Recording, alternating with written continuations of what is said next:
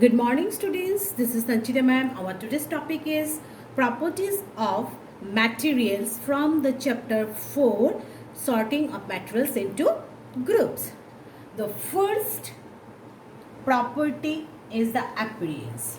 So before that I want to say you that we choose a material to make an object depending on its properties and the purpose for which the object is to be used. So first property is the appearance.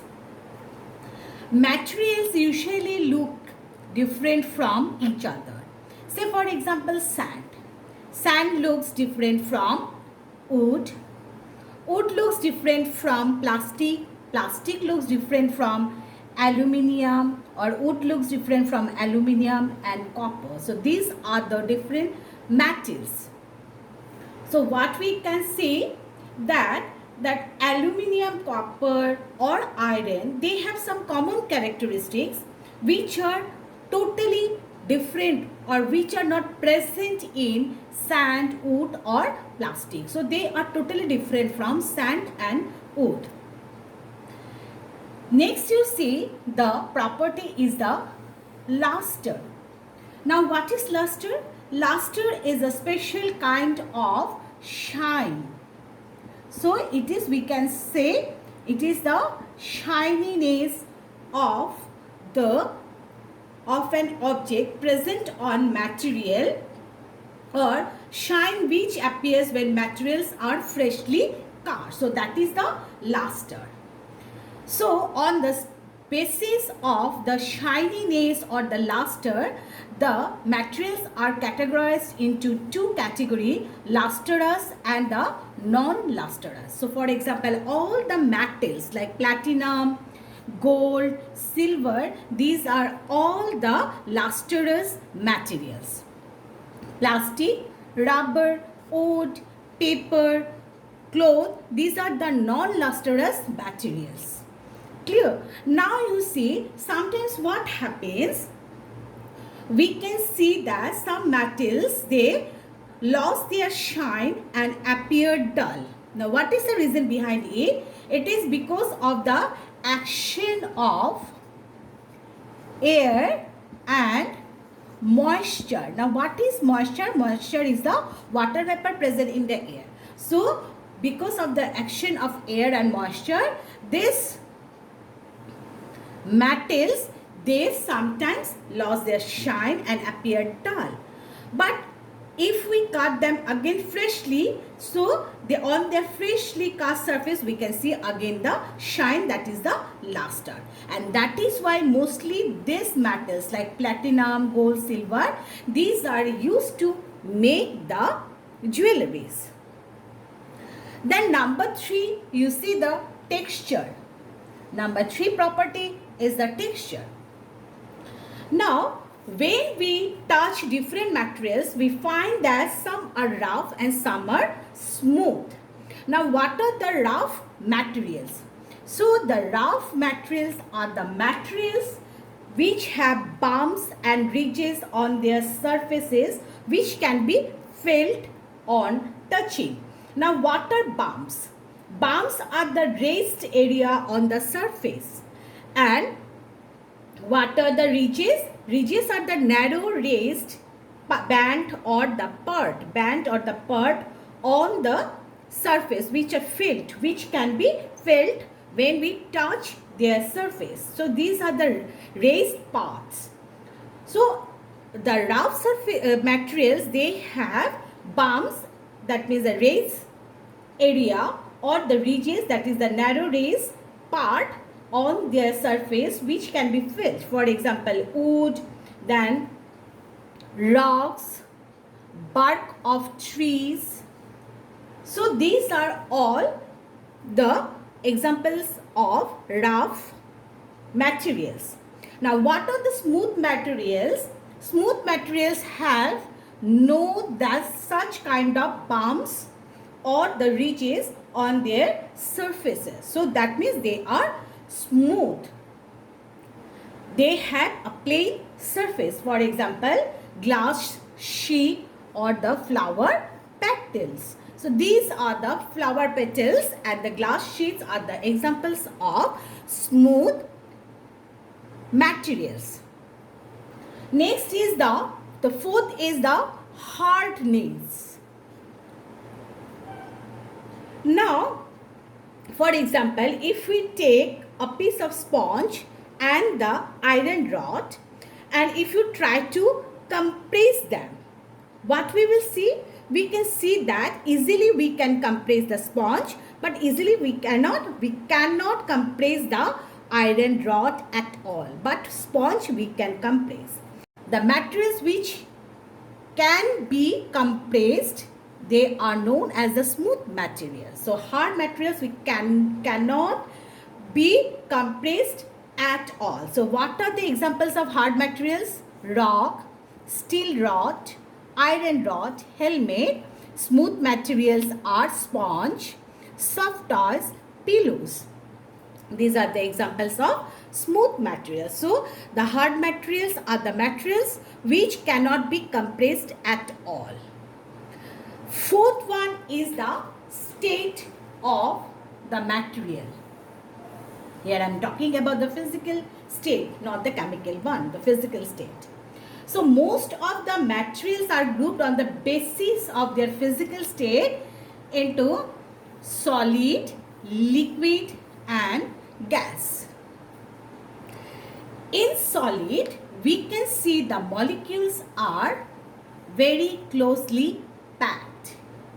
That means they are very close to each other and the intermolecular spaces in between the molecules are very less, or we can say no intermolecular spaces. That is why the solids, they have a definite shape and size, a fixed shape and size, a fixed volume, and they cannot be compressed. Most of the solids are hard material. Now, what is volume? Volume is the space occupied by an object. It is the space occupied by an object. So that is the volume. So in case of solid, the volume is fixed. Now in case of the liquid, the molecules are not so very close to each other. They are loosely packed. That means they have intermolecular spaces in between the molecules. That is why the liquids do not have a very definite shape and size.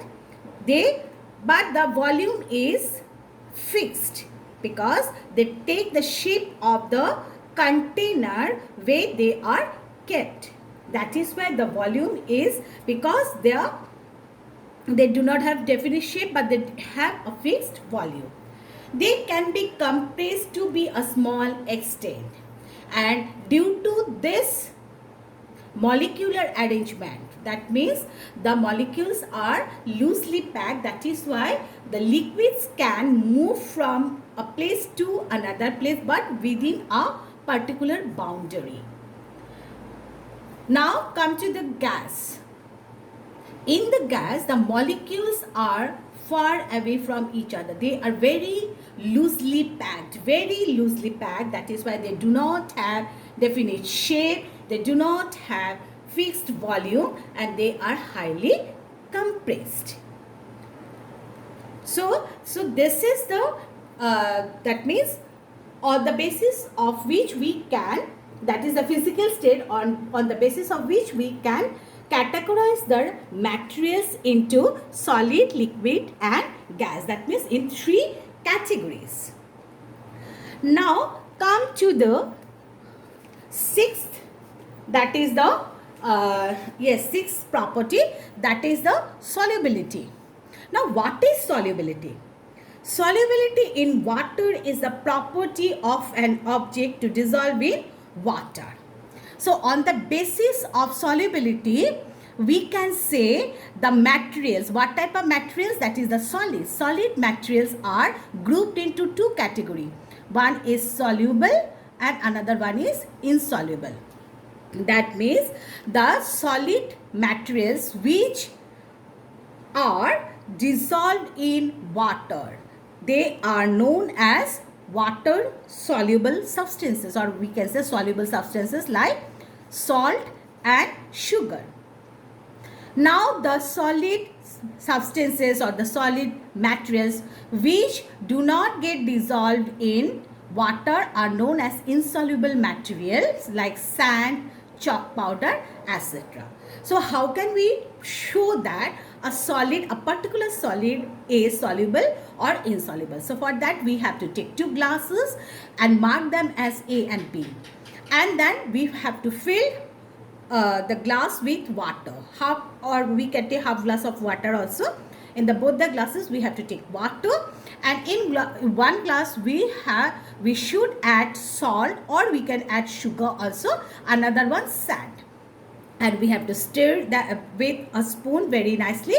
And after 4 to 5 minutes we will see that the salt particles are completely get dissolved in water, so they are soluble.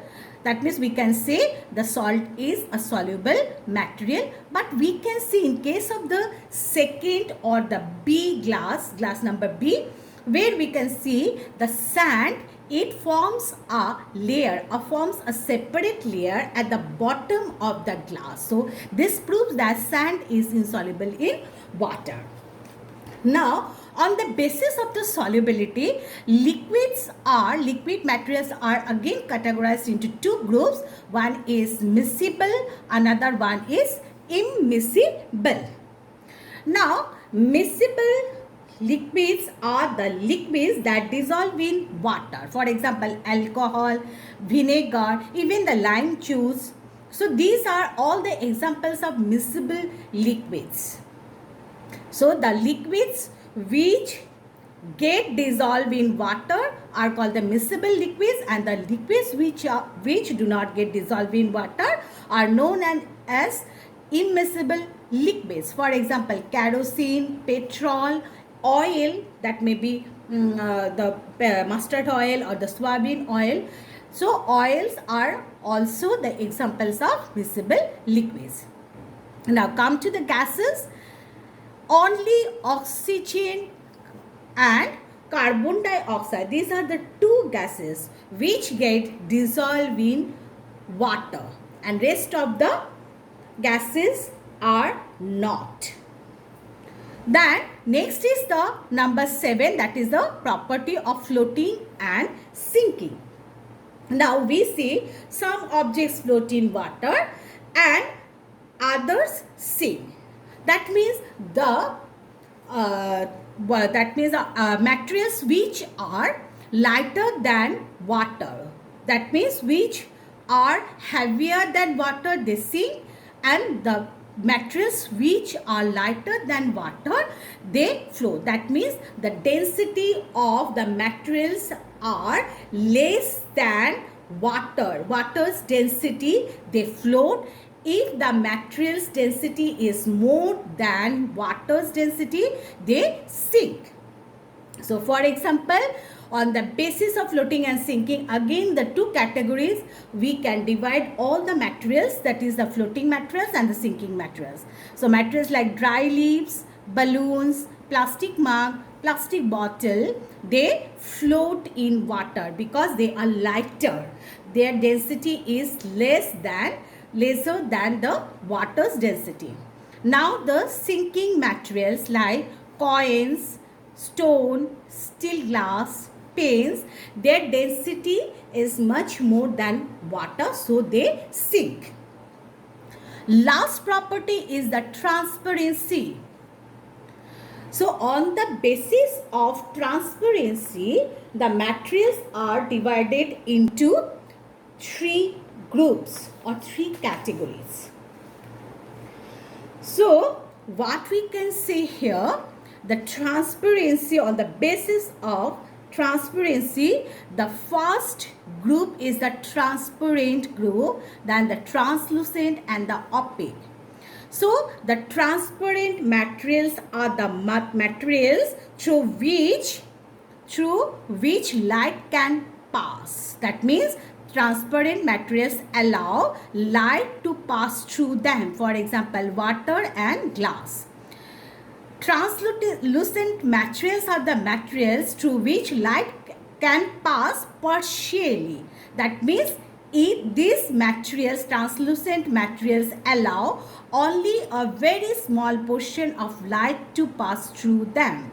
So the examples are butter paper and the tissue paper. Opaque objects are the objects, or the opaque materials are the materials which do not allow the light to pass through them. That means through these opaque materials, light cannot pass at all. So for example, metals, books, wood, etc. So what we can conclude here, we can conclude that on the basis of the properties, we can choose the object which is required for us to perform the to do the work, or which that means on the basis of the property, or we can choose one object which is or which are useful for us. So that's all for today, and that is, hope you all have understood the properties, the different properties of materials, on the basis of which the materials are categorized into different categories. Thank you.